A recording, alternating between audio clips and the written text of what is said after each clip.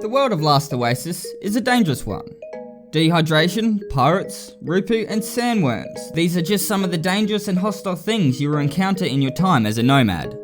And taking steps early on to ensure you have the best possible chance later is very important. Hi, I'm Zensei, and in this version of Dojo Guide, I will be covering the ultimate beginner's tips of Last Oasis starter Cradle Zone, and how to get the most out of the region before leaving. Also, I will be continually making dojo guides about Last Oasis, so for more like this, please subscribe if you haven't already. Now here are 30 tips I wish I knew when I first started Last Oasis.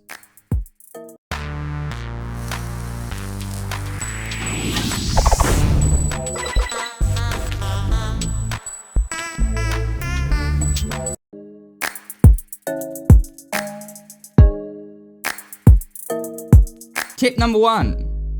Follow the tutorial step by step. Pretty easy, follow the game's tutorial. I know this being a dojo guide you think this would be redundant, but this step is very important as the game's tutorial goes over all the core mechanics of Last Oasis.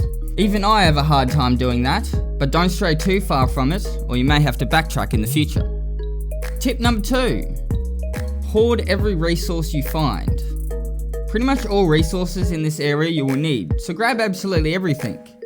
This will save you a lot of time for looking for resources when needing to craft something in the future. Tip number 3. As soon as you spawn, head towards the center of the map. Not many resources are near where you first spawn, so pick up everything as you head in that direction, following the game tutorial along the way. By the time you reach near the center, you should have most of the resources you needed and completed a lot of the tutorial missions stated. Tip number 4. Always check your water levels and cook all the cactus. It's pretty easy to forget your dehydration levels, located in the bottom left corner of the screen. And don't just eat the cactus flesh, cook them all. And once you put a campfire on your walker, always have some cooking or ready to cook. You run out of water a lot quicker than you think. Tip number 5. Learn improvised water bottle. The starter water bottle only holds 5 water, whereas an improvised holds 20. This also comes in handy when moving water from your fireplace to your walker to store it, as you use water to travel between oases. You can only transfer the water with your water bottles, and moving 20 is a lot quicker than moving 5. Tip number 6. Equip water bottles. While we are on the subject of water bottles, your character auto drinks from bottles when they are equipped in any of these 3 slots, so make a habit of always having some on you at all times. By the time your character starts dying of dehydration and you need more water, it is very rare you will have some close enough by before dying, as moving kills you in this state. Tip number 7. Craft a storage pouch. Storage pouches grant an extra 5 storage slots on your character. Not much, but still makes a difference early on, as you and your Firefly Walker have limited space this early in the game. Tip number 8. Valuable loot goes in your walker. Anything, absolutely anything valuable, only put in your walker's storage. Players need siege weapons to access them, but normal storage boxes can be opened with simple tools, or they can kill you and just loot your body. Your fragments and these 4 slots are protected in the starter area until you leave or reach level 20, so get in the habit of putting your fragments straight into your walker until you want to use them. Tip number 9. Encumbered character. Your character can become encumbered, but this only affects your stamina, so you can keep farming resources as much as you want. Stamina only really affects you during combat or when using your grappling hook. Tip number 10. Always have bandages. Always have on you a minimum of 3 to 5 bandages. Having to look for fiber when completely out of bandages and low on health can get you killed easily. Tip number 11. Collect all the stone. Stones are hard to see, so pick up all you can. Rocks are very rare until you have a pickaxe, so collect all that you come across. Tip number 12. Learn how to make simple axe, pickaxe and sickle. Farming resources by hand produces a very small amount at a time, and tools drastically increase the output of whatever you are farming with the appropriate tools. Tip number 13. Crafting menu information. When crafting, look at the item in the menu and it will say exactly how many resources are needed, so there is no guesswork when crafting anything. Tip number 14. Kill or FHEMKE. Kill all the pink weird cat dog looking things you see for their hide. They are the only things that drop hide in the cradle area, and 10 is needed to upgrade your first walker's armor. 15. Upgrade Firewalker completely. Stay till your Firewalker is completely upgraded before leaving. All resources needed are on the starter map. Number 16. Don't destroy Firewalker after making the next walker. This one is a side note for later on after leading the cradle. And you build your dinghy walker, which is the next one you make. Don't destroy your Firewalker straight away. More missions are needed adding to it after the completion of the dinghy. Tip number 17. Upgrade health and damage.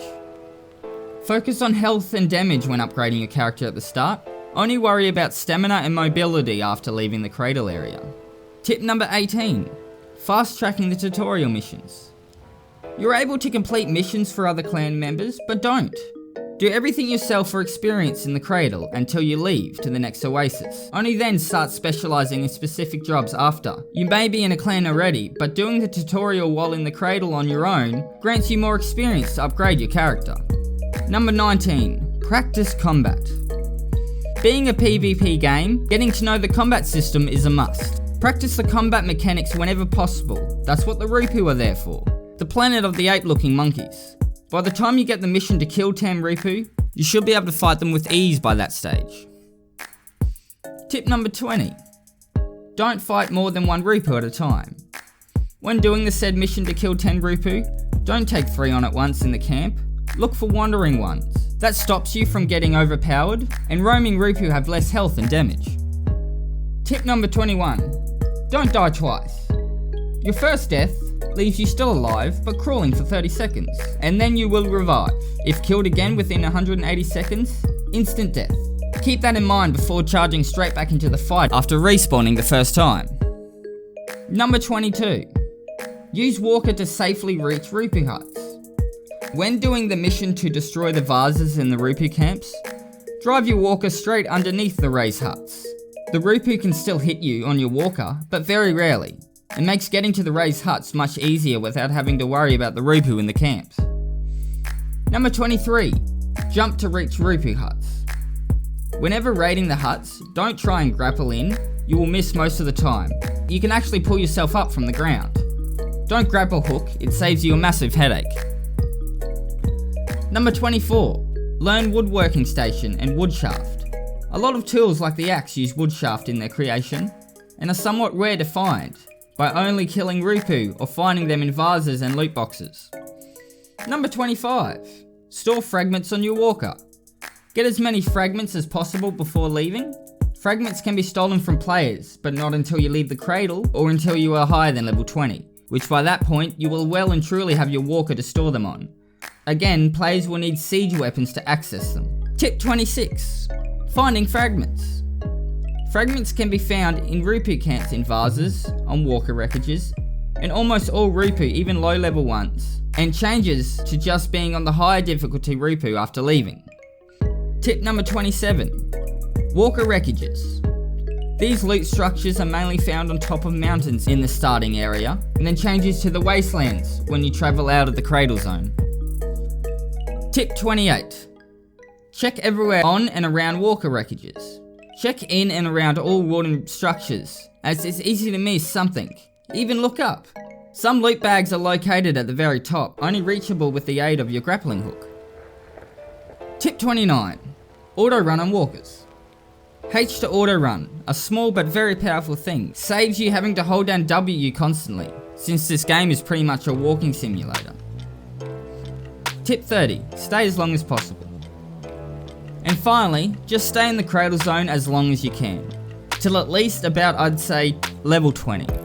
Get as ready as possible before leaving, loot every resource available, almost everything you need is there, and fragments are much easier to find, and farming resources is a lot safer in the cradle.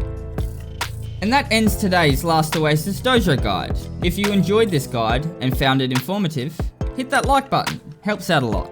Did you feel like I missed something? Have suggestions on other videos? Or want to let me know how I did? Comment down below. Next video will cover Last Oasis tips and tricks of the overall game, with many more guides to come, so please subscribe. Thanks for watching this episode of Dojo Guide. That's all from me, Sensei.